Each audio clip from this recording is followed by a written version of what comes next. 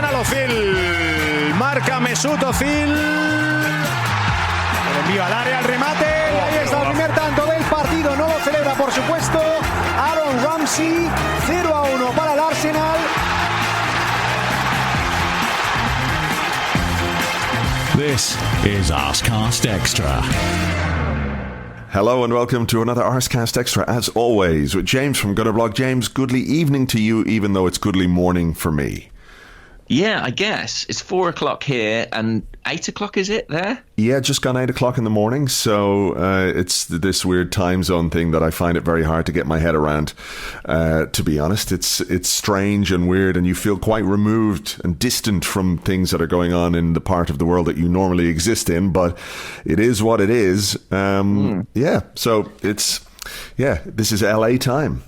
And how is your time in LA? How is it treating you? Really good. It's been warm, not too hot. I've been in the sea quite a bit. First thing in the morning, get up, leave the hotel, and just go down to the sea and throw yourself in, and it kind of washes away all the foggy headedness that might have been achieved the night before. Lovely. We had a great event yesterday, myself and Elliot from the Arsenal Vision podcast and James Benge from Football London. We were down in a bar called The Underground in Hermosa Beach. Just so many Arsenal fans there coming out to just mix and mingle and have a good time. And yeah, it was amazing. So it's been so far so good. We've had some great food here as well. We've got to say a shout out to Joaquin, who's at Morning Pint on Twitter, who's an LA man and who knows his way around this city. And he has helped us in a big way find really good places to eat. Man, we had some Korean barbecue on Saturday night, and it was just sensational. I saw pictures of that. It did look amazing. That's really cool. And is today game day? It's so confusing, the time difference, but you've got a game today, right? Well, no, there's a game in Denver today. They're playing the Colorado Rapids in Denver today, which I believe is going to be a fairly young team because I think the Rapids have got a game of their own on Wednesday, so I'm not 100% sure on what sort of a fixture it's going to be tonight in Denver, but then the game in LA is on Wednesday, so there's Tuesday there's like a training session and a press conference, and then on Wednesday, of course, the game itself against Bayern Munich, and there's press conference and all that kind of stuff afterwards. So that'll be very interesting because we'll get to hear directly from Unai Emery about, I guess, some of the things that have been going on or not going on, as the case might be. So it'll be the first chance for people to get up close and personal with him and ask him about, the situation this summer, the transfer business and all the rest. So I'm very interested to see how all that goes down. Yes, and it will be our first glimpse of Unai Emery's new teeth gnashing. So that will be good to see too. Up close and personal with his choppers, yeah. Yeah.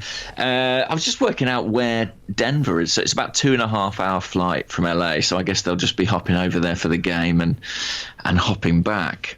So do you not think that all the players are going to travel to that one then? Do you think it's going to be like a bit of a mixed team that they send there? Or? I think so. I mean, maybe they will all travel and just keep the team together and do some team bonding, but just from speaking to somebody, they suggested it would be quite a young team, so maybe more of the fringe players or the younger players who are back a bit early and have a bit more training under their belts, because we're playing Monday night, and then you're going to play Wednesday night, then you're going to play Saturday, then you're going to play, is it the following Tuesday, I think, against Real Madrid. So it's, I guess they have to be mindful of the schedule, so we'll see. I think this game against the Colorado Rapids feels a bit kind of squeezed in to the schedule. Right. I don't know if that was at Stan's orders, because if you're going to be in America, you better come and play my very successful MLS team.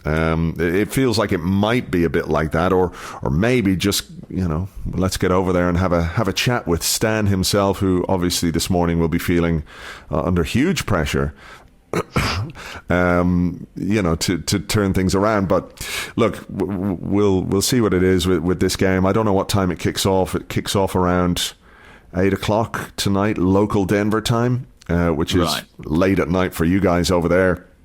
I'm not sure it's going to be on. I'm not sure it's going to be on ESPN or anything here, so I'm not sure if I can keep up with it, to be honest. But I think what happens in the next couple of days will be quite informative, though. You know, when things get a bit more formal in terms of the game against Bayern Munich and what have you. Yeah, I'm just trying to think what you've missed really while you've been away. I mean, obviously we've seized control of the football club. I assume that news has reached you. The reaction to that statement has been amazing. This morning, you know, to have woken up, because I think it went out just as I was going to bed here, maybe a couple of hours before. You know, last thing at night it was going out. So that again is what really confuses you about time zones. But you know, the reaction to it, I think, has been really interesting. I know you and I we discussed this a bit, and we'll probably discuss it. I guess we'll have a question or two about it in the second part of the show. And I think we discussed, you know, the statement itself and what its purpose was and what it was going to potentially achieve. But it's been quite interesting for me that the focus of the reporting of the statement has been really, really focused on Stan Kroenke and KSE and the way they're running the club. Yeah, I think that is sort of the line that a lot of the major media are taking around it, and I think justifiably so. And to be honest, I think that's kind of what I would want them to take out of it. I mean, it's one of those things where, you know, any statement that's got as many signatories as that one does inevitably ends up being quite broad, because there has to be sort of consensus and there has to be collaboration in how it's worded and what you arrive at. But I think that despite that, you know, I think there is a clear focus on the owner. And one of the things that I sort of quite like about it is it's not yet completely combative. It's not necessarily a case of, you know, trying to kick somebody out of the football club quite yet. It's asking for more engagement. And I think that, you know, I'd love to believe that message would have some sort of reverberations on that side of the pond. I'm not enormously optimistic, but it's been really encouraging to see the degree to which Arsenal fans have embraced it. And it's been very nice to see, you know, Arsenal fans who've spent so much time disagreeing on stuff in the last few years rallying behind something. So that feels promising, and that feels positive, and that feels like the start of something really, which I think is definitely a good step. Yeah, for sure. You know, I think the fact that so many people have come together to sort of put their name to this statement inevitably, as you say, means it's quite broad. But, you know, if there is one thing, I guess, that we can all agree on, well, I can't say that we would all agree in it, because there are going to be some people who don't like the statement or who don't agree with the sentiment of the statement, and that's absolutely fine. But for me, it certainly feels that, you know, we all have our issues with, you know, the players, or we all have our issues or beliefs or opinions of the manager and that kind of thing. But if there's one thing that I guess a large swathe of the Arsenal fan base do come together on, it's the fact that Kroenke and KSE, since they've taken over and since they've been running the football club, there have been things done poorly that need to be done better. And if it makes them sit up and take any kind of notice, then it can only be a good thing. So, you know, like you, I'm not sure that Stan is going to sit there this morning in his office whether he's in Denver. Oh, I guess he would be in Denver because the team's going there. But, you know, between here and there, because they're building this huge stadium in LA at the moment. So I'm sure he's spending his time. I don't think he's going to be sitting there quaking in his boots by any means, or paying perhaps any attention to it whatsoever. But it's the first time, isn't it, that something like this has gone out as representative of the people involved in signing the statement. You know, it's not saying that all Arsenal fans feel this way. It is just a number of people who have concerns over the direction of the football club, the way it's being run, and the need to change certain things in order to get us back to a place where, let's remember this, KSE and Stan Kroenke have very specifically said they want us to be. They want us to be winning trophies. They want us to win win the biggest trophies, the Champions League, the Premier League, on a regular basis. That is what they said.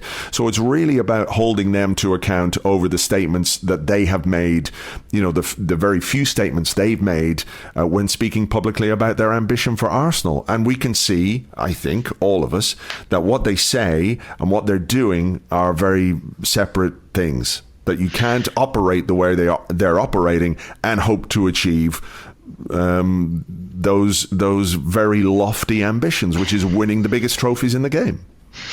Yeah, I agree. And I think, when this statement was being discussed and you and I spoke privately about it going out, I had some reservations over the timing, but I think while we were sort of waiting for the window to close, but I think the timing of it coming out while Arsenal's top level executives are with the Kroenkes in America, that could be beneficial. It might be that if there is any discussion of it, or even if it's just low down on their agenda, that the fact that everyone's in the same place and able to actually talk and communicate might prove beneficial in some way. I also think that, I know it's the transfer window at the moment, but I don't think I would have been happy to put my name to something that was just sort of demanding signings. I feel like Arsenal fans maybe have slightly sort of cheapened their complaints. They've been a bit boy who cries wolf with, demanding more money, demanding more signings. I think that what this letter shows is that it's about more than that. There's discussion of the atmosphere, there's discussion of the prospect of the European Super League. I think it's more focused on sort of the direction of the club and where we're going and how it makes us feel, because I think that is ultimately more important than a shiny new signing and probably almost what you win, really. Of course. And, as much as we're frustrated by the lack of signings, you can't say that the club haven't spent money in recent years. They have spent money. They spent a lot of money on 2 strikers. They spent a lot of money on players in the summer of 2016, for example. We didn't spend the money well. So it's about improving the way that we spend the money that we have. It's not just about, get us a striker, get us a central midfielder, get us a central defender. All of those things obviously are very important. And I hope that between now and the end of the transfer window, we address those issues within the squad. But, this is not about just sign some fucking players. It is really about more than that. And I think the direction and the way that we feel about the club is the key point here for me, because we were at this event yesterday with people from all over America came here. There were people from California, obviously, but from all over California, which is a very big place. There have been people who had driven up from Dallas and from Houston. There were fans from all over the world in that pub yesterday. There were, ex-Londoners in the pub who are living out here in LA. And it's amazing because we all have this connection to the football club, and that's what brings us together. But if we can't see what the direction is and what the purpose of the football club appears to be right now, it becomes quite disenfranchising. And I think, you make a good point about the fact that Raul and Vinay and everyone basically is out there right now with the ability to say to the Kroenkes, look, this is the way that people are feeling. This is the way that they feel about their club. And we've got to do something about this, because ultimately, unless they do, the effects on ticket sales, the effects on the marketability of the club, the brand Arsenal, as much as we don't like to think of Arsenal as a brand, all of those things become even more problematic.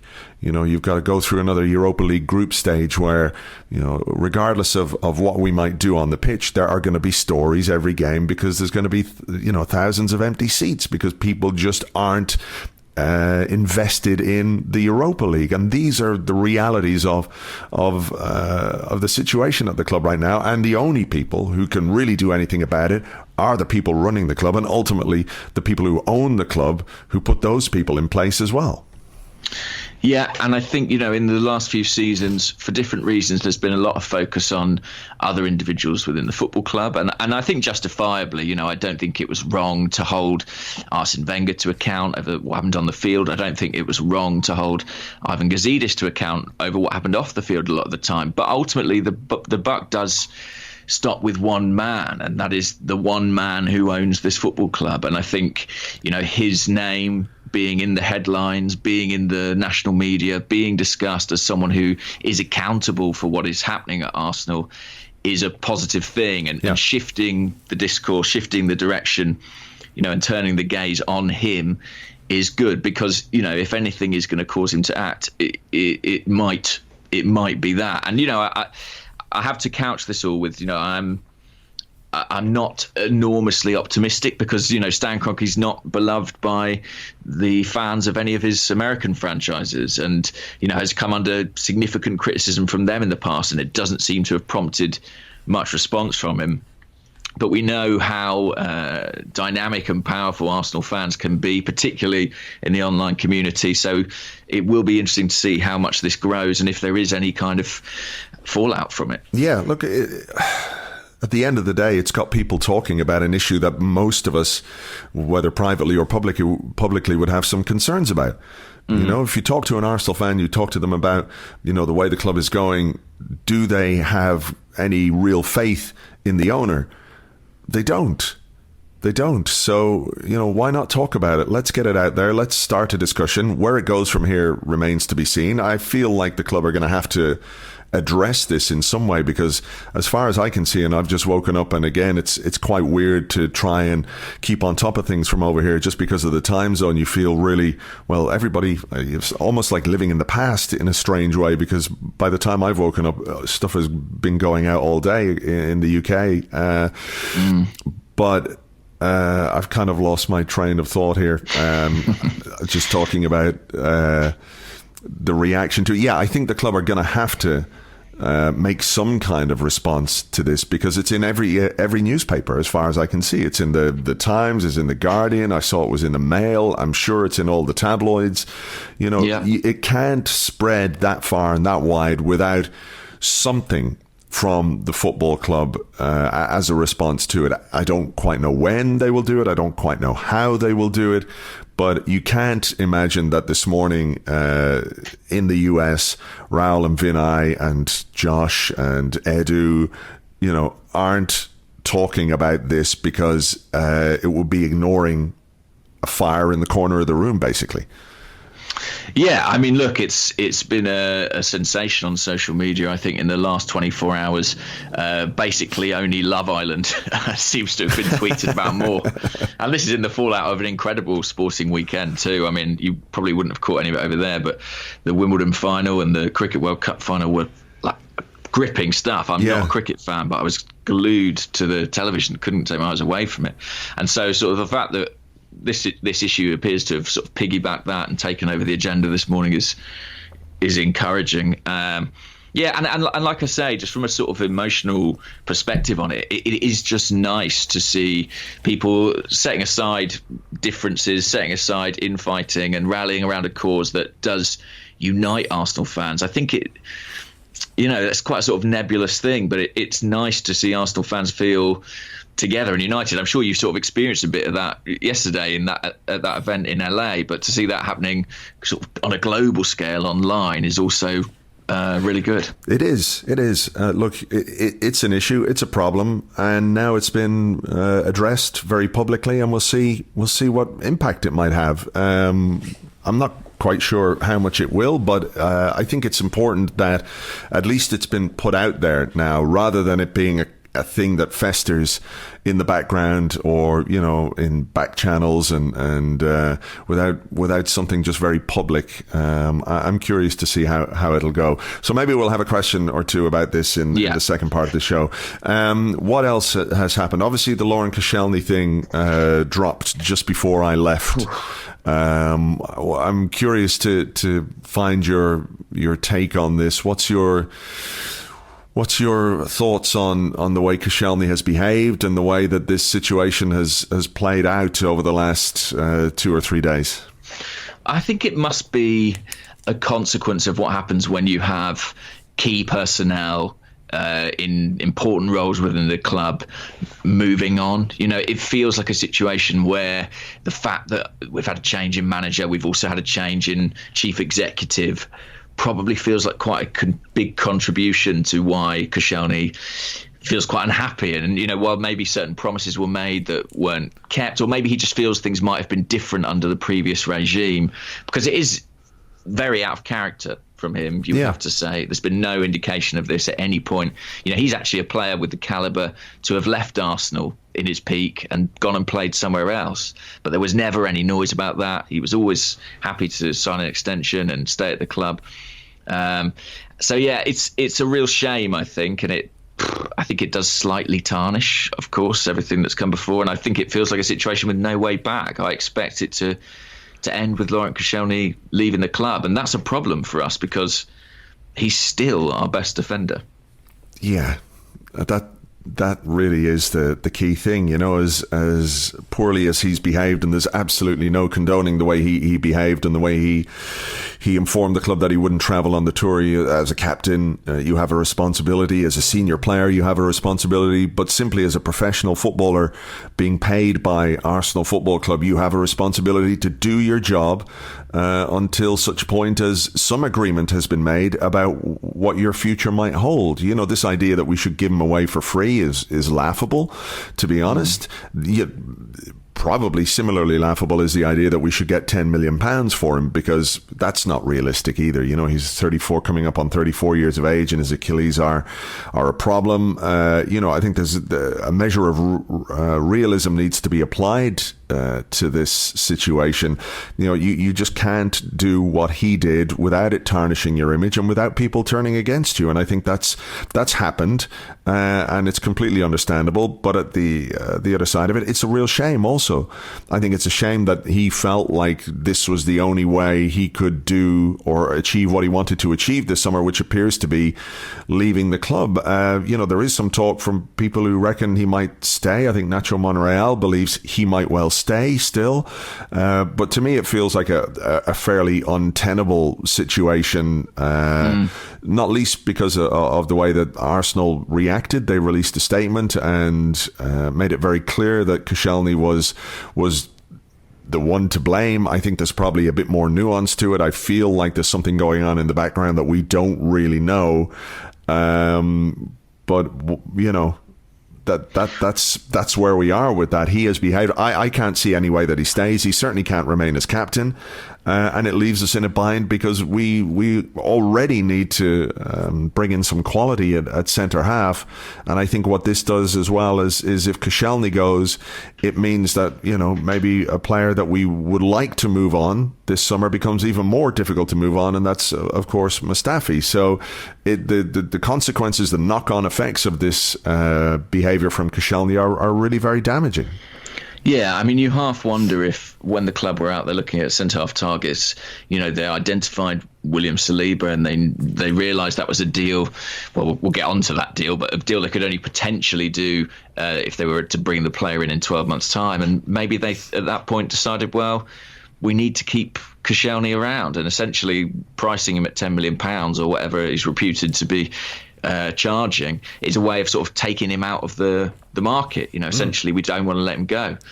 The player's clearly not happy with that, but if you put pen to paper on a contract, that's your obligation, that's your responsibility. It works both ways. We can't cancel Mesut Ozil's contract, and nor should Laurent Koscielny just be able to walk out on his. So it's a really unpleasant situation. I know there was some debate over whether the club should have gone public with it. I feel like they probably felt like they had to act in case the other side of the story came out and it looked uglier for them.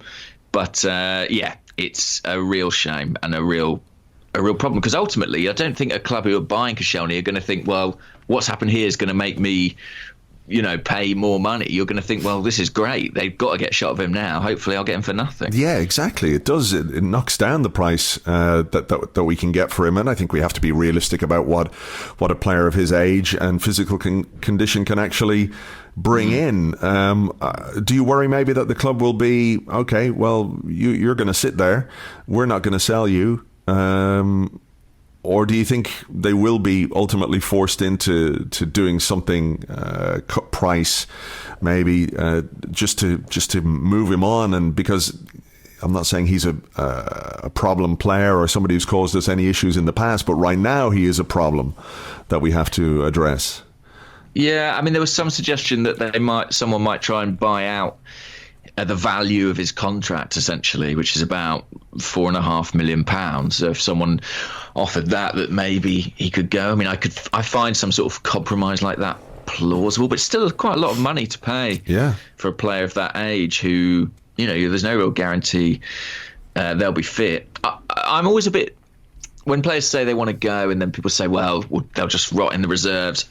It very rarely happens like that. People still reference Winston Bogarde as an example, which I think shows you that there is not too many sort of modern equivalents. People are either sold or they are sort of brought back into the first team fold, albeit maybe in a slightly reduced role. So I'm not especially worried about that. It's more just... It's just the centre of our defence. I was someone who at the end of last season said, let's keep Koscielny. Let's get as much out of him as we can. He's even if he could only play 1 in 3 games, he's still the best we've got. And to lose him leaves us with a big hole there, and we need to bring somebody in. And that's proving increasingly difficult to do as the summer wears on. Yeah. I mean, the Saliba thing, for example. What's the latest on that? The latest on that is that Spurs waited for their moment, didn't they, of course? And as soon as all the Arsenal executives flew out to America, they matched or made a better bid than Arsenal, essentially offering €30 million without clauses. So, it was to be paid in instalments, but it wasn't appearances dependent or anything like it. It was essentially guaranteed €30 million. The stories out of France are now that Arsenal have subsequently agreed to up their offer to match what Spurs are offering. But, it's in the balance that. I mean, Saliba's, he's not an Arsenal fan, is he? He's not born and raised in London, and Spurs have Champions League football and Arsenal don't right now. So, that really could go either way. And I think it would be painful and embarrassing, wouldn't it? Wouldn't that just sort of sum up the situation in that? Like, 3 or 4 weeks ago, nobody had heard of William Saliba, really, unless you're a follower of Liga. And perhaps the idea that we would get very angry and upset about not signing an 18-year-old centre-half from Saint-Étienne for quite a substantial amount of money so we could loan him back to that club for a year and not even bring him in to address the central defensive issues that we have at this moment in time. Doesn't that feed into going back to the statement in a way? Because I guess we can see some logic in it, in that, next year we get potentially a very good player or somebody that they've identified as a very good player, but a failure to get that over the line sort of talks about how things need to improve at that level of the club, because we have, the Tierney thing going on as well.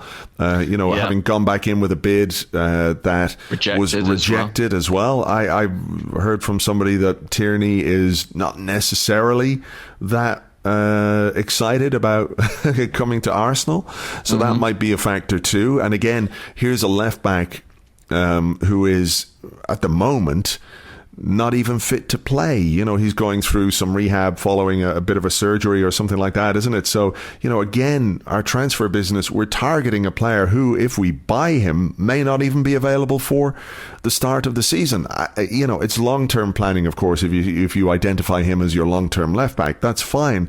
But it just all feeds into this feeling that we're kind of stumbling around in the dark when it comes to our transfer business. Yeah, and bidding for a player in Wilfried Zaha that we almost certainly can't afford.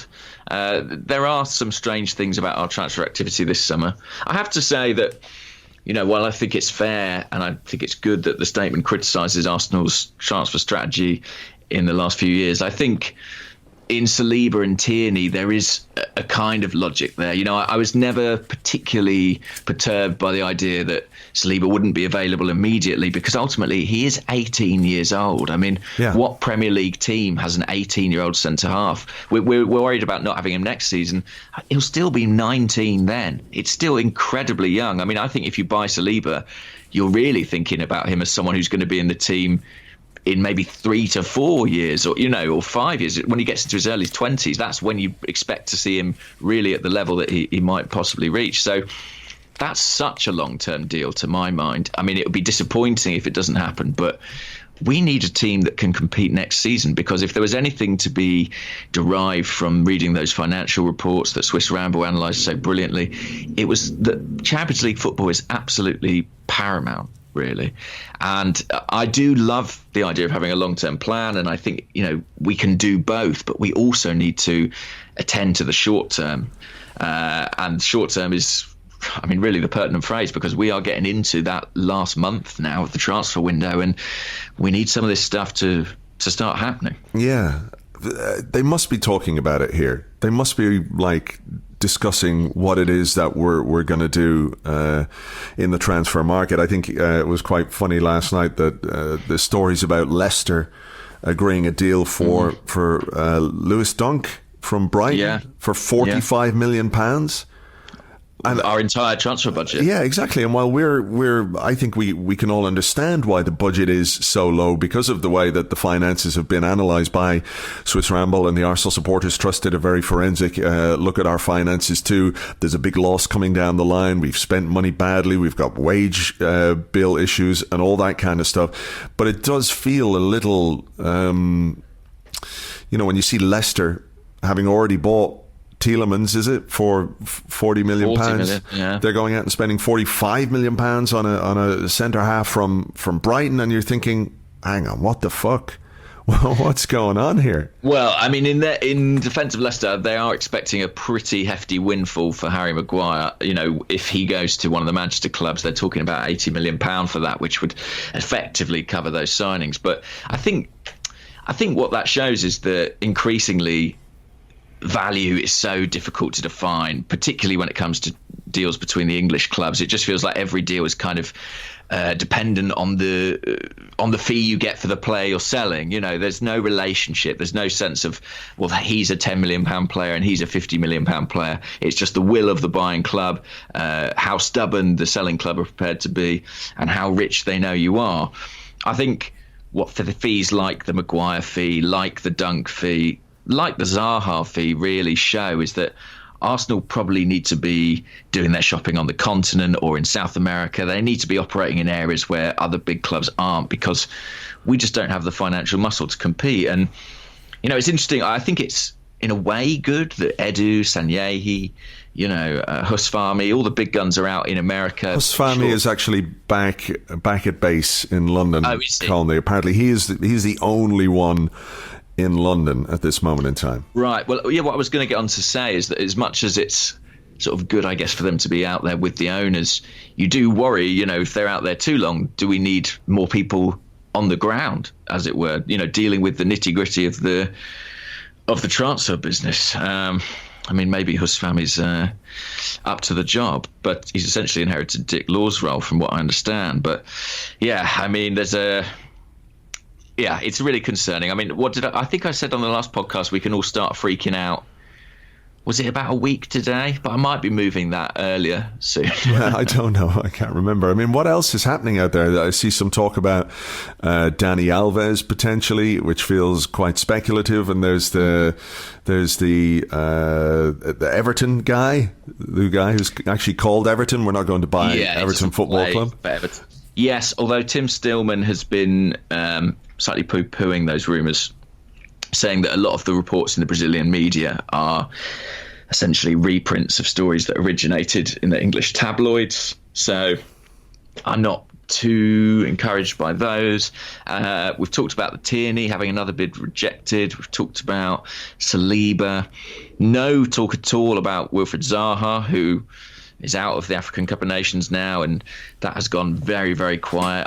I sort of think that deal probably is dead. I just can't really see any way that that's feasible for us. Can you? No, I think if you're Crystal Palace and we've genuinely offered them whatever smidgen of money we can rustle up, along with your pick of X player or Y player, or I don't know why. I don't know why you wouldn't. If you're Crystal Palace and you're looking at the market and Lewis Dunk is fetching £45 million and Arsenal are bidding £40 million for Zaha, why on earth would you consider doing a deal at that price? I think we know what what Palace want for him. If they are going to sell him, we must be aware that they've got a price point at which they will deal. And unless we reach that, I guess we're just going to be wasting their time. So I don't see any way that Zaha gets across the line at all. Malcolm is one that people are potentially talking about. I mean, that feels plausible to me, in part because we know Arsenal were interested in him when he was playing in France with Bordeaux. And we also know that Raul Koscielny is a contact-orientated director of football. And where's he got contacts? Barcelona. So I wouldn't be too surprised if they worked out some sort of loan deal or something like that. That feels like it could kind of suit all parties. Yeah. So that, I think, is one to sort of keep an eye on. I give that a certain degree of credibility. But yeah, it is kind of mad. I mean, I saw this was actually a question that came in from Daniel Ferreira, who's at Dan Ferret on Twitter. But he said Monchi has already spent 120 million euros this summer with Sevilla. Do you think he realised Arsenal are poor and thought no thanks? And I think there might be some merit in that, really. Yeah, quite possibly. I mean, it would be one of the first questions that you ask, isn't it, as a director or as a head of recruitment? How much money do I have to spend? And what exactly do you want me to do with that money? So if the question posed by Monchi was that, and the answer was, well, we need you to fix the centre of our defence, we need a left back, we also need to replace Aaron Ramsey in midfield, and we need maybe a wide player and possibly a right back too. Here's £45 million, go do your magic. You can understand why he might have gone, no, that's too difficult for me.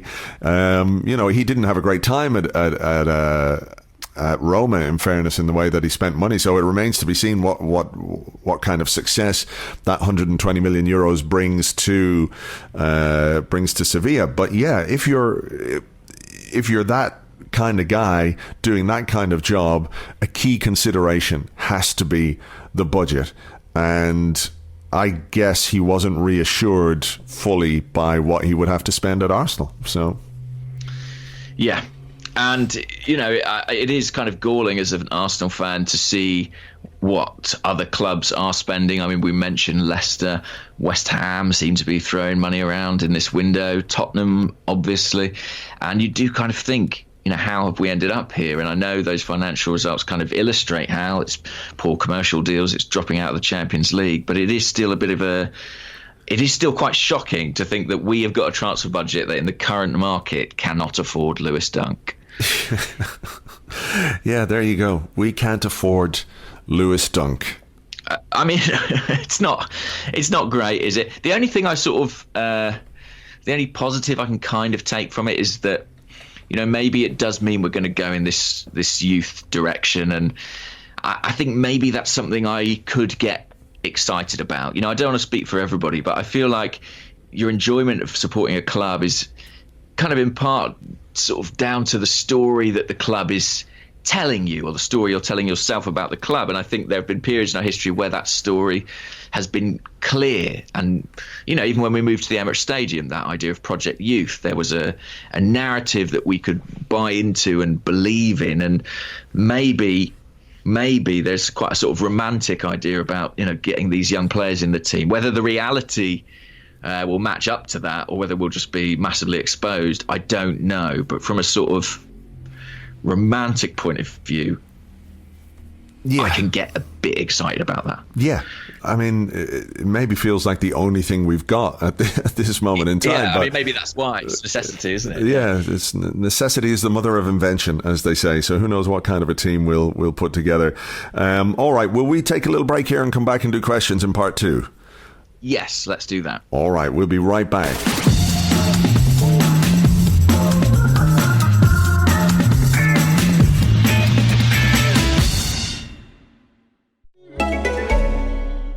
You have 3 new messages. Mate, it's John. Give me a shout about watching the Open this weekend. Cheers. Me again. It's on Now TV, it's just $8.99, and Rory's on home soil. Come on, this could be his year. Call me back. And I'll get to yours just before it starts. Fridge still stocked up? To grab a Now TV Sky Sports Day Pass with a one-off payment of just $8.99, search Now TV Sports. 18 plus, content streamed via the internet. Full terms at nowtv.com. Welcome back to the Arsecast Extra. This is part 2 of the show where we answer the questions that you sent to us on Twitter at Gunnerblog and at Arseblog. Also on the Arseblog Patreon Discord server, which you get access to if you are an Arseblog member on Patreon, and if you want to keep up with the US tour and some of my updates on there, you can join at patreon.com/Arseblog. I haven't done Facebook today because I forgot and I'm far away and weirded out by time zone. So apologies to Facebookers there, but we will get on that for the next one. So, do you want to start, or will I start, or I'll start with this one. This is a question actually about the Koscielny situation from our Discord channel from Singapore, Guna. They say, it seems like the club's taken a strong stance here. I don't think the club in the Wenger era would have done such a thing. The thing is, what the club's doing now under Raul's stewardship by publicly throwing Koscielny under the bus seems to contradict the traditional values of the club that Wenger so often spoke about. Yet, I can't help but think this hardline stance is something that we could have used in the past, and it might not be all that bad. Where do you stand on this? No more Mr. Nice Club, I guess. No more Mr. Nice Club. It depends what kind of a hand you're holding, though, when you take these stances, right? So, could it be counterproductive? Could it make it more difficult to move Koscielny on? Could it make it more difficult to get what we actually want for Koscielny? Potentially.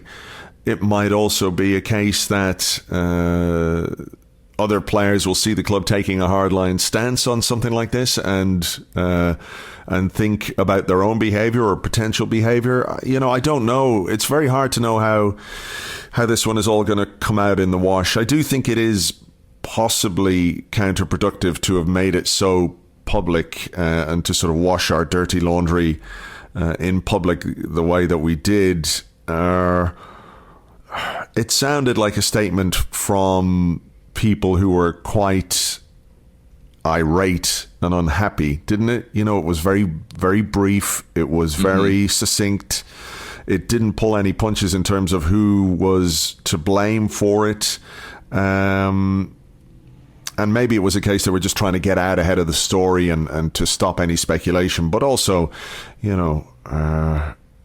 probably could have put out something else. I don't know. I don't know why we should do Koscielny any favours either. At the same time, I've liked him a lot as a player, but if it was any other player, they'd be rightly and roundly pilloried for the way that they've behaved. So if we deem the way that he has acted unacceptable and unprofessional, and I think most people do, then I don't suppose there's too much wrong with the Arsenal statement.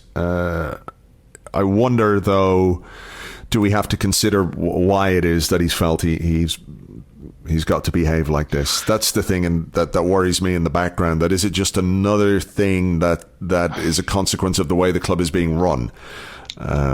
Something I felt about it, and actually it was later confirmed to me when I heard David Ornstein on the Arsecast last week, is that as soon as I saw this news, it really struck me that I felt that this was connected to our failure to get into the Champions League.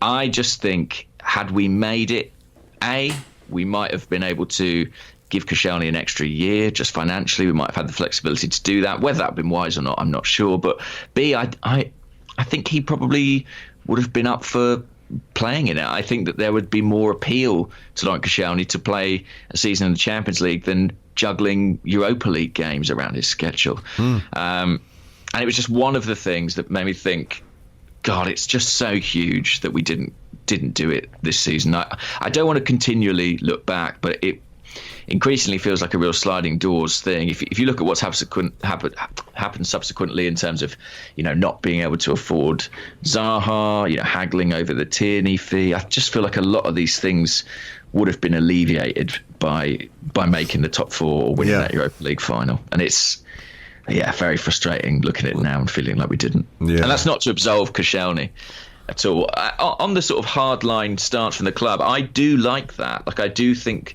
we need to behave like that more as a club. And sometimes those values that we had, didn't always help us. I mean, I would only flag that, Raul said in an interview, if someone gets to within 2 years of the end of their contract, we'll have to make a decision on them. They will sign or they will be sold. And what's kind of disturbing about that is when you look at the players we've got, who've got 2 years remaining on their contract, Mesut Ozil, Henrik Mkhitaryan, Shkodran Mustafi, Pierre-Emerick Aubameyang, Socrates, none of these guys currently are extending or being sold. Yeah, I guess that's to do with their age profile as well a bit, though, for a few of them. But yeah, I'm not saying it's an easy job, to sell those players. But there was talk at the end of last season, wasn't there, about Lacazette and Aubameyang potentially signing contract extensions? That's not yet come to pass. For all the talk of having this hardline stance and dealing with things better in future, we've not been able to enact that yet. That's a fair point. And the hardline stance we have taken is on a nearly 34-year-old player. Yeah. Okay. Well, I guess we're just going to have to see where this one goes. I sometimes feel as well that you look at, for example, the statement that Atletico Madrid put out about Antoine Griezmann. It was really strong, wasn't it? Very critical of him. But ultimately, Griezmann got what he wanted, which was a move to Barcelona. So regardless of what Atletico Madrid said, they weren't masters of that situation. Or maybe it was just a case of them getting what they wanted. But I think they were always going to get what they wanted in terms of money, simply because he'd signed a new contract. There was a buyout clause in it. As soon as Barcelona met the buyout clause, they let him go, as they had to. But, I don't know. It just doesn't really, the whole situation, I feel, is quite worrying because of, this is, you're going off on your preseason tour. Everyone knows that the squad needs to be improved. Your captain throws his toys out of the pram. It reflects badly on the captain. It reflects badly on the club. It reflects badly on the way that the people running the club are behaving and operating, simply because, they were not masters of this situation. If things were rosier at Arsenal, I don't believe Koscielny would have done what he did. And that goes back to the end of last season, to the fact that we didn't achieve Champions League qualification, either via the Premier League, which for me is the far more disappointing one, or the Europa League final. That's a one-off game. Shit can happen. Shit did happen. It was particularly shit. So, I think you're right to say it had a consequence of not getting back into the top four last season. Well, the good news for Laurent Koscielny, I don't know if you've seen this, but Mathieu Flamini has come out in support of him on Instagram. Oh my God, I saw this. We had a question from it, question about it. Let me just see if I can find the name of the guy here. From Cormac, Core Maximus, and he says, have you seen Flamini's Instagram post regarding Koscielny? Seems a very odd thing to send publicly versus reaching out privately. And it is, isn't it? Yes, Lolo, my thoughts and support are with you. First and foremost, I know how committed and true to the Arsenal badge you've been all these years. Furthermore, I know how hard it must be for you to face this difficult situation. Emotions run high, so sometimes with reflection, one can look at things from a different perspective. Given all the above, I'm sure a positive solution will be found. I mean, why doesn't Flamini just send him the 10 million quid? I don't know. That is so weird. But then, I think footballers are quite weird as well. Yeah, I don't know what to make of that Flamini situation. Maybe he'll come in and sort everything out for us. Put up the money, I'm sure. Yeah, exactly. He can convince Mesut Ozil to do a few things as well if he really wants. Okay, I have a question here. Just bear with me because I clicked off it. It comes from Redmond, who's at Cheesehead Gooner, and it goes back to the statement, and he says, is #wecaredoyou about re-engaging the fan base success or prompting action from Stan? The Rams move from St. Louis to LA taught us that you can hit a Kroenke in the wallet, but you can't hit him in the heart. And then we also have a question, let me see about it here. I think it's from, God almighty, I'm just all over the place, I apologise. From Richard, who's at R_Gooner, and he said, you both signed the letter that's been circulating today. Do you think it will do any good We know the answer, he says. But more importantly, does it make our fan base look spoiled? Because all I'm getting from Spurs fans is saying, now you know how we felt forever. That's an interesting point. I mean, I did have a Spurs fan mate of mine, Adam, text me and say that he thought it was a good statement, but he felt to an extent it could apply to almost any fan in modern football. And I think there's an element of truth in that, but I don't think that makes it something not worth shouting about. I think that sort of degree of alienation is creeping in all over the place. You know, if you look at Manchester United fans, for example, they're absolutely furious with their ownership. And I think a lot of other clubs also feel that sense of detachment. But I think this is a pretty extreme case in terms of the Kroenkes. And I think that it does go beyond results on the football pitch. You know, I think there are probably certain Arsenal fans who would be pacified by a big signing or a trophy. But I do have to stress that I think this is about much more than that. I think it is about the direction of the club, the connection we feel to it, you know, the story that we're telling, that we're part of. And I think it's something with a sort of a bigger goal there. So do I worry that it makes Arsenal fans sound spoiled? Sometimes, you know. I had a conversation with a Wolves fan the other day, and they were like, I don't know what Arsenal fans are complaining about. You know, every other fan in a lower league would love to be in their position, but it's all relative. That's such a weird argument. I get it, but like, you know, the Wolves fan doesn't have to watch Arsenal week in, week out and despair over some of the problems that we've had for a long time that don't ever seem to be addressed. Of course, if you're a fan of, you know, Colchester, you look at Arsenal and think, what have they got to complain about? But it's all relative and it's all comparative to, you know, the standards that we have come to expect from the football club, which I think are we're not meeting those standards, you know. And again, I come back to the point that, you know, the Kroenkes, when they took over, when they bought out Ali Sharouzmanov's shares, and when they forcibly purchased all the shares that belonged to Arsenal fans, who for many had no financial interest in those shares. They weren't an investment in money, they were an investment of commitment and of heart, because they feel connected to this football club they've supported for years. You know, some of those shares were generational, passed down from generation to generation. Stan Kroenke and KSE hoovered up those shares because they were allowed to do so because of the takeover rules, but they said that they wanted the football club to achieve big things, to win the biggest prizes regularly. That's what they said.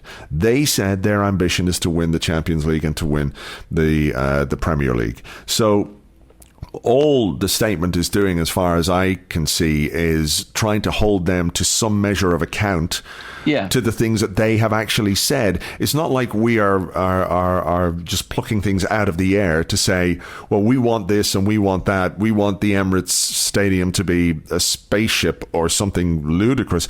We just want them to do what they said they were going to do. And I don't think that's unfair to hold people to account to the things that they say. In fact, there's far too much in the world right now where people say things and they don't mean them, and nobody is willing or able or capable of holding them to account. You know, again, it might be water off a duck's back, but I think, you know, if people feel strongly enough, and it's clear that quite a lot of people feel very strongly about this situation with KSE and with Kroenkes and wecaredoyou, you know, they care. All that they're looking for is a measure of accountability, a bit of transparency, but also, you know, this is a football club which needs to have sporting ambition, and the people who are running it need to act in a way which illustrates that they're serious about achieving the things that they say they want to achieve. Absolutely, I think that's really well put, and I also think that this, you know, what this will hopefully do is open up a dialogue in a situation where almost no dialogue exists. And obviously with the removal of the AGM, no dialogue is required to exist between ownership and fans. And I think, you know, it'll be interesting to see where that goes. I really do look upon this as the start of something. And referring back to the question, I do think connecting the fan base is a big part of that. For one reason or another, due to a lot of the infighting that's gone on among the Arsenal fans, a lot of blogs, fan groups, influencers, whatever word you want to use, there's been damage done to those voices, and it's been quite a fractured voice. And I do think that this banner that people are assembling under enables Arsenal fans to present a united front on an issue that I think the vast majority of us feel the same about. And I think that makes our voice collectively much stronger. And I think that is a really positive step. Yeah, it is. It is. And look, what happens at other football clubs shouldn't be used as a measure to judge what's happening at Arsenal. Of course, I say that having said, Leicester are buying Lewis Dunk, but just generally speaking, what other football fans think of what's happening at Arsenal is not really relevant, because they don't have to experience Arsenal. Every club has its own problems, of course they do, but this isn't an off the cuff, this isn't a spur of the moment type thing. This is something that has been festering for quite some time. For it to come to a point where a statement like that is released and to get the coverage that it has, it's been a while coming, based on the way that the Kroenkes and KSE have been running the football club. So if it affects any kind of positive change, then amazing. That would be great. Like you, and I'm sure many people listening to this, I'm not necessarily convinced, but I think it's very important that we talk about it and we address it. And so far that's been done. So yeah, and also I think we readily accuse the owner of not being engaged enough, and of course he has a real responsibility to be, but I think as fans we need to be engaged ourselves, and we need to take action where we can and make our voices heard. And it's great that that's happening. Like I say, I think it's a really positive step, and I don't expect it to be an antidote or to lance the boil or solve the problem. I don't think it's going to be that panacea, but I think it's a movement in the right direction. And it's very easy to be cynical about that, and I'm sure certain people will be cynical about it, but I think when you care about something, there's not really room for that cynicism. So yeah, I think it's good. Okay. What about this question from Amol, who's at Vela Wolf on Twitter? And Amol says, if we are destined to be stuck with Ozil and Mkhitaryan this season, what do you think should be their ideal target, goals and assists wise? Would 15 goals and 15 assists between them justify their presence and wages? It would depend on who those goals and assists were against. Like if they're in the group stages of the Europa League, then no. Yeah, I mean, I'm not sure. Given what we're paying them, I think they probably would need something more like that individually, wouldn't they, to justify that kind of money? Like I think if you're talking about Ozil, for example, based on what he did last season, which was a huge underperformance in terms of what we know he's capable of, I think, we would look for something like the season he had maybe a couple of years ago, where he almost matched the Premier League assist record held by Thierry Henry, no less. Something like that would be the kind of contribution that could have a really, really positive impact on the team. Whether he's capable of doing that anymore, I don't know. Mkhitaryan, I just don't know what you're going to get from him, because one game he can be quite good, and then for about 4 games he's pretty average, and then he might be really bad, and then he might have a good game or two, and there's an inconsistency there. It really depends on how often they play and in what position they're going to play as well. This is why I'm quite interested to see what we do in these preseason games and what way Unai Emery sets up his team, because you have to imagine that as much as these fixtures are about fitness and conditioning and getting yourself physically ready for the new season, there has to be also a tactical element to it, no? So what way Emery picks his team, whether it's with a back 3 or whether it's with a back 4, might be informative, and from there we can kind of guess a bit more about how involved both of those players are going to be next season. So, look, I think, for the money that they're being paid, which is basically £1 million every 2 weeks in wages to the two of them, I think there's a measure of responsibility that they produce far, far more than they did last season, which was not good enough by any standards, if we're using wages as a measure of what we could or should expect from a footballer. I mean, that is why you pay a guy big wages, is because you're saying you're a very important player. I know it's not the only measure of it, but, people will make assumptions based on the wage bill. I don't think that's unfair. It's always been the case. Same with a transfer fee. If you pay £2 million for a player, or you pay £50 million for a player, the expectation is that the £50 million player will be better, more productive, because you're willing to spend that much money on him. It's a show of faith in their talent. So I'm curious to see how they go. It needs to be a lot better than last season, that's for sure. Yeah, I mean, ultimately, you put down money, you want some return on that. And bringing it back actually to the ownership issue and the fans and why comparisons of other clubs isn't that relevant, you have to remember that the fans who turn up at the Emirates Stadium pay more than the vast majority of fans of other football clubs. So that's, it's natural to expect some sort of return on that. Yeah. Okay, here's a question from the Discord from Giant Cal Gunner, who says, hello, Andrew. Great to meet you yesterday. Thanks for a great live podcast. Pleasure to meet you too, sir, as it was to meet all those fans at the event yesterday. But he says, my question has to do with protracted negotiations. Do the odds of a closed deal that we get done, I guess, drop as the rounds of negotiations go on and the noise coverage in the press and social media pile up? Our best signings of the season seem to happen quickly without a lot of news or social media coverage. Ozil, Sanchez, Mertesacker, Cazorla, Guendouzi, Monreal and more. Should we all start expecting the worst on Tierney and Saliba deals that are just dragging out?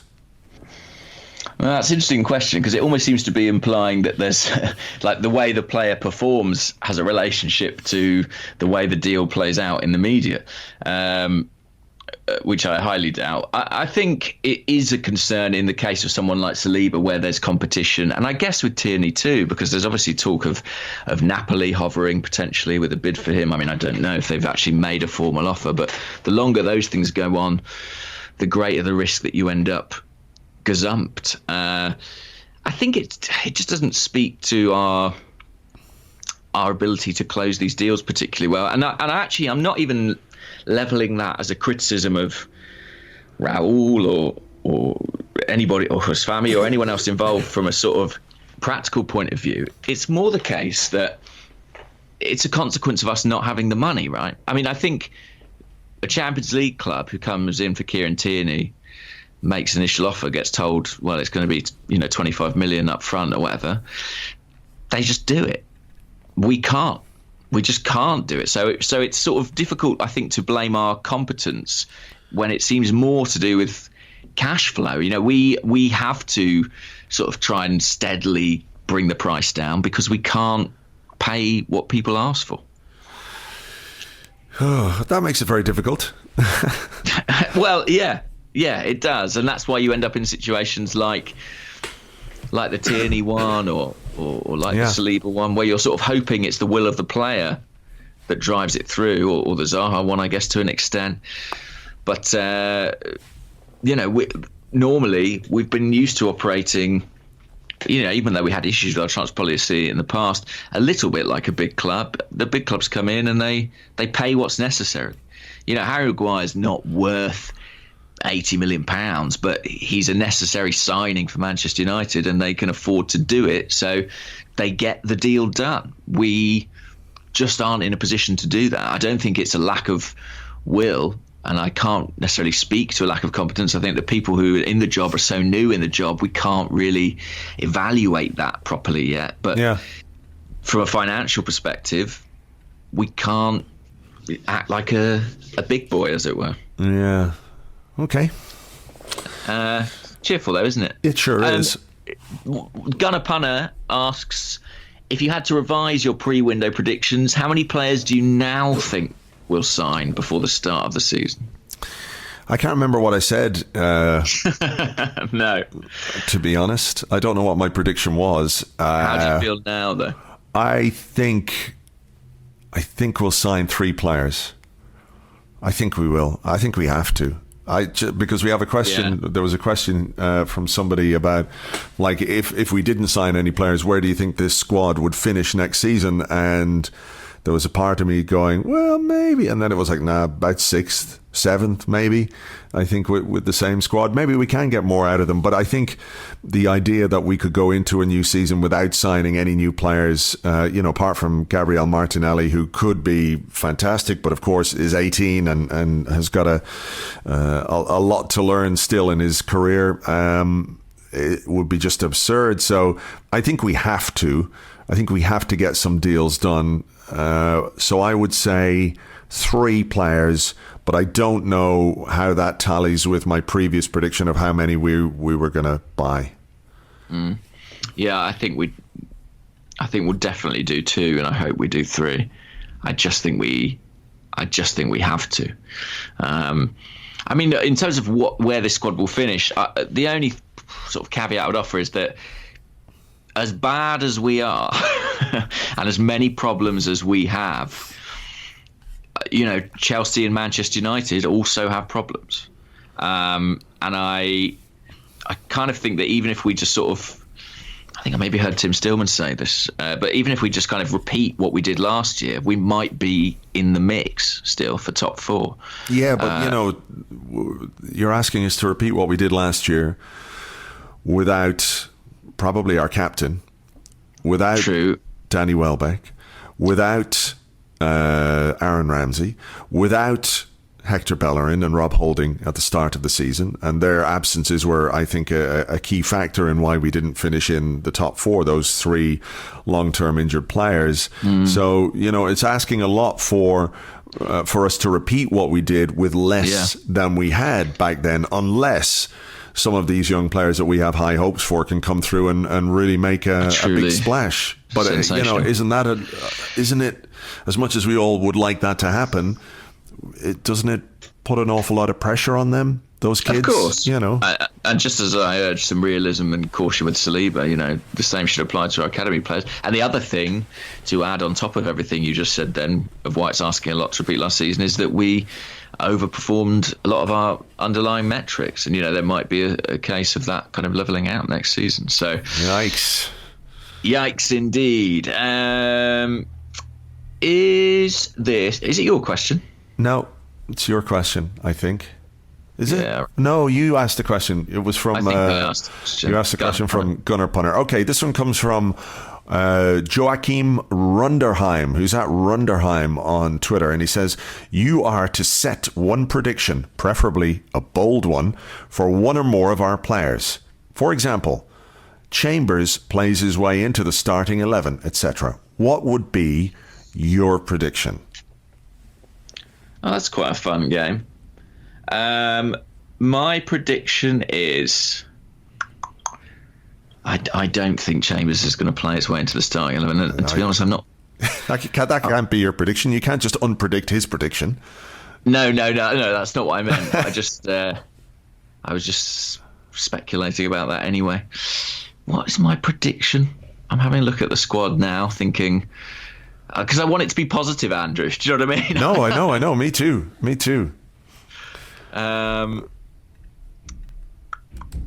I think my prediction is, I'm going to predict that Eddie Nketiah will score 10 goals across all competitions. Wow. I don't even think Eddie Nketiah will be with us. Yeah. I mean, you might be right. I have a feeling he'll go out on loan. Yeah, it's possible. Okay, that is certainly a bold prediction. 10 goals. Yeah, from Eddie Nketiah in all competitions. Yeah, I'm going to go for that. Okay, my prediction is slightly less bold, but I'm going to predict that Joe Willock will score 5 goals in the Premier League and will be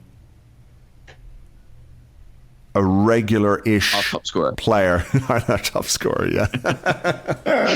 And will be a regular-ish player in the first team by the end of the season. That's my bold prediction. Like a sort of Alex Iwobi, sometimes in the team, sometimes not. Bit of a rotation option, like that kind of level. Yeah, something like that. That is, I think that's bold enough, to be honest, for a player of that age. It's not a bad prediction. 10 goals for Eddie Nketiah. Well, we'll see. That's mental. Well, hang on. Did I say they'd be for Arsenal? If he goes on loan somewhere. It is evening over there. It's possible that you've had a cocktail or two at this point. Takuma Asano will score 30 goals. My goodness.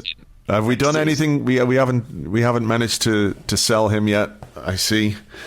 No, he's still there. He's not on the tour. He's not on the tour. Where is he? Where is Takuma Asano? It's Takuma Asano. Here's a question from Liam Kent, Liam K Football, and Liam says, just how much of a sacrificial lamb do you think Emery is? It feels like he's the man to see us through this 2-year period while we get ourselves sorted at boardroom level. Oh my, I feel like I'm crying. You do? What's going on there?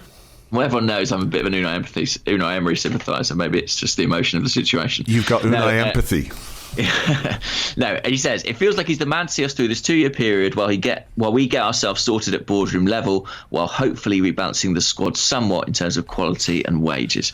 Do you think Unai Emery has essentially been handed a bit of a thankless task and is sort of just being left to do that job until we get the new man? I don't necessarily think he's a sacrificial lamb. I think the reason that they appointed him was because A, he was available, and I think B, they looked at the Europa League and his success in the Europa League as another potential avenue back into the Champions League. Do I feel like he's been handed a bit of a thankless task? Yes, at this moment in time. I won't pretend that I'm a huge fan of Unai Emery as a football coach. I think he seems to be a very decent, hard-working man who's very professional. Good teeth. Yeah, good teeth now. He also is a man who was not supported last season by the club at a difficult time. I'm thinking of the January transfer window. I don't want to go over that again, but I think when you lose 3 first-team players and you don't get anybody in who can give you anything whatsoever, I feel for him in that sense. Does it excuse the way that the season ended? I don't know that it excuses it. It might explain it a little bit, but I do feel even with the players that he had, he should have got more from games against the Crystal Palace game at home, the Brighton game at home, those 2 annoying defeats to Wolves and Leicester. That period towards the end of the season, there's no real excusing that, and I think he should have been able to get more out of the team in those games. But at the same time, I don't think he was properly supported. And this summer, I know I said this before, maybe on the last podcast or on the podcast on Friday, I forget because my brain is all over the place being over here. But what the fuck must he be thinking? Because the targets for him have got to be the same. People said the goal was to get back into the Champions League within 2 seasons. He didn't do it in his first season, and now he's being asked to do it in a second season with a weaker squad. And again, no support whatsoever from the football club financially to bring in new players. His captains, decided, fuck this, I'm out of here. So it feels a bit like a poison chalice. I don't think it's a case that Arsenal have just said, we'll give the job to this guy and hang him out to dry. I just think that the circumstances in which he is trying to achieve the things that people want him to achieve are very, very difficult. And I think we have to acknowledge that. I keep saying this every podcast. Maybe we'll feel a bit different in a week's time when we sign a player, and a week goes by and we don't sign any players. If I was Unai Emery, I would be, unless absolutely assured of transfer business coming in, I'd be starting to put the pressure on the club publicly to do deals. And that's why I'm curious to see what he says in his press conferences tomorrow and after the game against Bayern Munich on Wednesday. Yeah, I hope he does, really, for the club's benefit. I agree. You don't hire someone thinking this guy's a sacrificial lamb. You hire them because you think they're going to do a good job. But I would say now the situation that we're in, it does feel more like that, because I think, we've learnt more things about the club. We've seen the way things have unfolded. And I do have a certain degree of time for the idea that, Unai Emery probably isn't the guy for the long term. But in terms of having someone in the club who can sort of firefight his way through this period, maybe it makes sense for that not to be Freddie Ljungberg, for that not to be Patrick Vieira, for it to be someone for whom we don't have that emotional attachment to a certain extent, and who can just kind of oversee what is a very tricky transitional period. Because it does feel like, we mentioned those older players with 2 years remaining on their deal, the likes of Ozil, Aubameyang, Socrates, Mkhitaryan. With some of those guys, it does feel like we're almost kind of waiting for those contracts to end before we can really move on as a club. Yeah, it was put to me by somebody that is actually they're a bit like, particularly with the Ozil and Mkhitaryan ones, they're a bit like, well, what the fuck can we do about this? And maybe we're just going to have to wait until they leave. And I know we all think, well, surely there's ways we can move them on, but from everything that I've been hearing, there's sort of an acceptance that it's beyond us to do that. Maybe that again plays into this statement, to get better executives or people more capable of doing deals which work in our favor, but what you have to think is, let's say you're a club with the money to pay them, would you, looking at last season, choose to? Yeah. And the answer is probably no.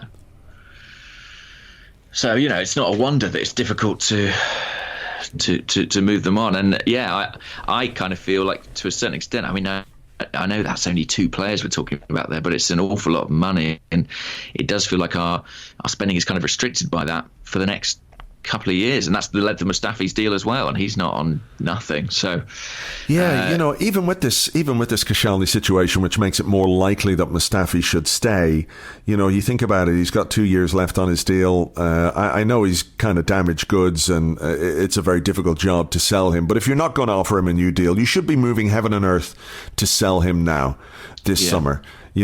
Take what you can get for him, accept the fact that we've dealt ourselves a difficult hand, and, we have to accept our own culpability in that regard with these deals that we've given to certain players. That's our fault. You think about the Mustafi deal in particular, we were so desperate to get a central defender that summer that we overpaid for him, obviously. And when you overpay for a player, if a guy is commanding a £35 million fee, which at that point put him in, I think, the top 5 most expensive central defenders of all time, the wage packet that you can demand if you've got a good agent is reflective of that. So this is on us. So it might be a case of we have to cut our losses a little bit and be realistic about what we can get for a player. Because, if Fenerbahce are interested in Mustafi and we ask them for £25 million, they're going to laugh us out of town. And they're, nobody's going to pay it. But like, if Mustafi's available for £10 million, I think there will be clubs out there willing to do that deal. And you get £10 million and you don't have Mustafi anymore. You're faced with the task of replacing him also, but, get the things done that need to be done. And it sounds like I'm crying here, but it's not just Mustafi making me cry, but it's a little bit croaky here. So, I think, I just think that there's got to be some measure of ruthlessness in how we do our transfer business. Maybe Edu's the guy to get it sorted, but be realistic about what you can get for these players and take what you can get for them and move on, start to move on, because that it just feels like if you're watching Arsenal next season and you're watching the same players make the same mistakes, how disheartening is that? Well, by process of elimination with the 5 captains, you're going to see a Granit Xhaka captained Arsenal with Shkodran Mustafi playing at centre-half because Laurent Koscielny's forced his way out of the club. So yeah, it's difficult to feel too optimistic. Yeah. But pre-season, is a turbulent time. Things can change rapidly. Who knows? Maybe Stan will dip his hand in his pocket. I doubt it very, very, very, very, very much. Oh, yeah. We need some really smart management because that's it. We don't have the money. We don't have an owner willing to put the money in. And I think that's what's interesting, just coming back to the We Care Do You statement, is that it's not even really asking for Stan to put money in. It's just asking for a clearer strategy and better decision making, really. And some accountability to that. Yeah. That's not unrealistic. We might not be optimistic about the degree to which he's listening, but it's not asking for pie in the sky. It's not asking for the moon on a stick. It's just asking to be a well-run football club. There's interesting, I'm just looking here on the AFC stuff account, and Kia Jarabchian, the agent, who is very well connected to Raul Sanllehi and also to Edu as well, has been talking on TalkSport. He says, I feel for the guys that have just come in, Raul Sanllehi, Edu and Unai Emery. I feel for them because we finally got incredibly knowledgeable footballing people there. You can take that at face value if you wish. Finally, Arsenal have people who really understand football and are footballing people in the backroom staff. But the question is whether or not the finances will be made available. There is no big secret. They have to reinforce in defence, in midfield and out wide. Arsenal already have a great advantage in that they already have what many clubs are looking for, 2 world-class strikers in Aubameyang and Lacazette. The problem is that they have to rebuild everyone else as the rest of the team is lacking. So unless the finances are made available, it puts a lot of pressure on the guys that they have hired to be able to deliver what they have been brought in to deliver. And he's talking about that in the wake of the We Care Do You campaign. So this could be one of the agents who could bring in players that could really help us. And that's what his focus would be, to make sure that the deals we do help Arsenal and not line his pockets. Oh, I'm sure. Yeah, I'm sure. But, he's got a very close relationship with Edu. And, if it brings us some decent Brazilian players, then sure, I'm all for it. It's interesting, isn't it? I mean, one wonders how close he is to someone like Raul, and he appears to be kind of turning the focus on the owner as well. I suspect Raul Sanllehi is also seeing the way this summer is unfolding and thinking, Christ, this doesn't look good for me, even if it is my responsibility. I suppose he'd rather the eye be elsewhere. But we're sort of locked in a bit of a holding pattern with some of these players. We can't move on, and it's really inhibited our transfer business this summer. Even with like Tierney, for example, if we get him in, really we need to move a left back on, and I've got absolutely no confidence in our capacity to do that. So it's a very curious situation that we're in right now, and not particularly pleasant. Hence today, really, and hence the outpouring we've seen online. Yeah. Let's hope there are good things around the corner. Anyway. Let's hope so. Have you got any more questions? I don't really. I'm sort of. I think we've sort of covered them in the more general chat, to be honest with you. I think we have, and I better sort of, given the time of day that it is in that part of the world, people will be chomping at the bit for a podcast. So it's still early morning here, but it's evening over there, and regular Arsecast listeners will be waiting anxiously for the podcast. So I think we'll leave it there, and I'll put it together and get it uploaded. Keep an eye on Arseblog news throughout the next few days, because there'll be lots of coverage of the game against Bayern Munich, and also the press conferences in which Unai Emery, I'm sure, will be asked about our transfer business. It will become an ever more pressing issue over the next couple of weeks, and while we're here on the tour, hopefully they can get their heads together and get some deals done. We'll leave it there, I guess. I'll try and put a podcast together for Friday. I'm traveling though this week as well, heading down to Charlotte on Thursday, but I'll do my best. I'll keep you updated on that, and don't forget, you can keep an eye on the exclusive tour diary on our Patreon, patreon.com/Arseblog. Until then, we'll catch you on the next one. Bye-bye.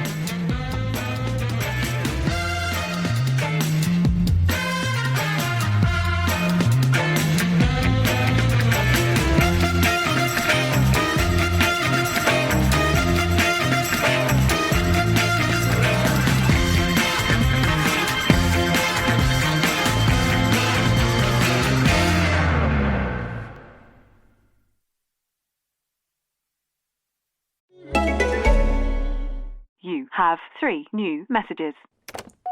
Mate, it's John. Give me a shout about watching the Open this weekend. Cheers. Me again. It's on Now TV. It's just $8.99 and Rory's on home soil. Come on, this could be his year. Call me back. And I'll get to yours just before it starts. Fridge still stocked up? To grab a Now TV, Sky Sports Day Pass with a one-off payment of just $8.99, search Now TV Sports. 18 plus, content streamed via the internet, full terms at nowtv.com.